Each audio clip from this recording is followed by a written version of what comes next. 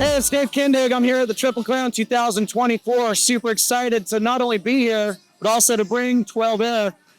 We are so proud. Over a 4.5-year period, we built this car from the ground up. This started as 4x10 sheets of aluminum and a dream. Basically, we built this for a good friend and client of ours, Dave Maxwell, out of Pittsburgh. And he said, I want you to build me something that will compete at Detroit. And I said, okay, what do you want to build? And he says, I don't know. I'm sure you got some ideas. I did actually have some ideas. So what I came up with is I wanted to build something that didn't really exist, but also had a heritage. I came up with the idea of doing TwelveAir basically as what I would envision a coupe might have looked like back in 1953 when they first came out with the Corvette. This car obviously has a lot of profile changes, obviously with the one-off roof. Starting at the back of the car, actually, it's kind of cool because I had a lot of influences, whether it was Pininfarina, Scataletti, the Viper coupes, Aston Martin coupes. I love the V shape of the back of the coupe on some of the European cars. And of course, that split top when you have those little bumps. And of course, we pride ourselves on fit and finish. If you get a good look at the car, you can see the shadows and all of the reflection goes from the paint smoothly through the chrome and into the glass. The glass is all done by Shields. That's done out of polycarbonate with the silica overlay inside now, so you can actually wash it like glass. What that does, though, is it gives us the advantage to build the custom windshield frame and the rear glass frames. There's an inner and outer that incorporate together and sandwich with a beveled edge around the polycarbonate. There is no gasket. There's actually a piece of 1/8-inch tubing for an aquarium. That gives us basically the seal that we need around it to dampen it. Tightening it down just makes it tighter because of the wedge. And of course, I hate hardware. I don't like to look at it. So all of the hardware is hidden inside of the area around it, basically, and then covered by the upholstery. The taillights are automated. We have a lithium battery C-Tech charger under this one and the gas cap under that one. Also, if you get a look at the back of the car, one of the other big design elements for the rear of the car is the exhaust. The license plate shadow box, and the rear window all follow the same taper.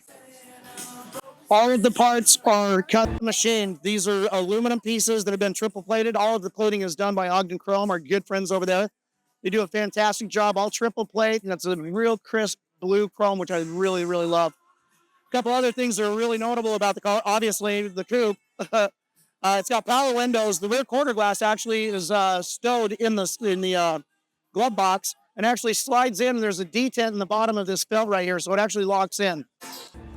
The rear suspension, you can see through the luggage right there. That's actually based on the F1 and IndyCar technology that's very late right now. It's a single lateral coilover. Basically, it's got a push rod, left and right suspension. It's adjustable inside the luggage, as well as it's got a link that creates the sway bar, and that's also replicated up in the nose cone in the front of the engine, which we'll get to that in a minute. The wheels, one-off wheels. A good friend, Sean over at EVOD, Sean Dove, is a great friend. I wanted to reinvent the wheel. I had to do a three-piece because we wanted to chrome it, but the problem you run into that is you get shadowing if you do it out of one piece. If the edges are too close or there's multiple pieces that are welded, you can't get a good crisp line. So all of the parts had to be done individually. What we did is we actually created an inner and outer hoop on the three-piece wheel. The inner and outer hoop finger to groove together. There's a bend where you would glue a normal three-piece wheel, and then hardware. The hardware is inside the tire. Another thing that's kind of cool is we used a monolug. This is a single lug nut, just like your Ferraris, Porsche, Cat cars, that kind of stuff. And then the Willwood Blitz, we basically utilized, we made a stainless rotor. That's got the cross drill and slot inside of each other just to be a very clean look, and they're just polished. So they will actually function as the actual rotors. Another thing that was really notable, though, if you look, is the reveal on the wheel carries through the custom-built hot for the center section of the brake. That carries all the way through. It's speed-wired on the backside. The bottom of this car, I literally had to get a permit to land a UFO at the Copo Center when we went to Detroit. The bottom of the car, unfortunately, you can't see here because it's so low, but it is unbelievable. So when you get up here as well, all of the trim, all of the quarter glass, everything has been basically flush mounted into our bodywork. The interior, JS Customs has done the interior on this. And a couple of things that are very notable and needed for the car. Doing all these ISCA show cars, we know that they're looking for something on the quality of a car like this. They're looking for anything wrong, not what's right.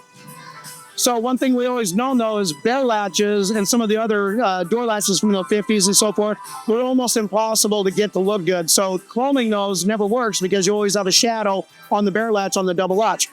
Well, what has a spring load and actually works really good around the shop? Edge chucks. The door latches are actually a standard air chuck. It has a spring built into it. We put a solenoid inside the rear quarter flank. You pop the solenoid, and it basically just kicks that out just like you would normally need it. Center console is a little bit wider, you can tell, because we have an 8-speed Tiptronic Z06 2017 transaxle that we've modified and made it into a 4-speed automatic, which actually sounds funny, but it works really well. The influences for the interior, I wanted it super clean. I wanted something that had a lot of the gold accents or tan, real warm to match the paint on the outside. So we utilized this Senna brown. Inside of there, you can see there's some grill work that matches the front of the grill, which we'll see in a second, but that is the floor mat. It's surrounded with hand-bent polished stainless. There's black leather underneath. Those actually remove, so you can just clean the leather and then put them back in. We also did a laser etch on the inside insert of the seat to kind of tie in that same design pattern, which also follows through with the speaker grills in the rear quarters, in the door panels, and also on the valve covers. So up front, again, we're trying to stay with a lot of that design element that would be on a 53 Corvette. What this has, though, is kind of cool. We've actually fashioned the wheel wells slightly smaller than an original Corvette. We've taken 3 inches to 0 and done a full sectioning on the car, what they call a wedge section. That allowed us to keep the top of the fender height to the chin, much like my CF1 carbon fiber cars that we have for his productions. Kept that same height, which gives it a really nice flow of the car. It has a lot of wedge to it. Up front, the face is beautiful. These are 3D printed on our Stratasys machine, the headlight housing inside. It's got a single halo in there. It's got a white daytime running light, as well as a amber canceled turn signal. The projector headlight's a PIA. The lens is actually a chunk of acrylic machined by EVOD that has that same grille look that is on the inside of, or on the outside rather, of any of the original 53s. CNC machined bezels, CNC grill surround, which is not the original. This has got a little bit more shape and a lot more depth to it. And again, we carried that same design element for the grill, and then we gave the teeth, so it still represents a 53 Corvette.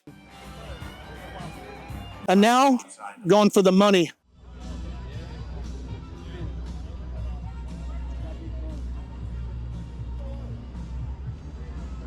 So this is what we always call the jewelry box. What's under here is actually quite special.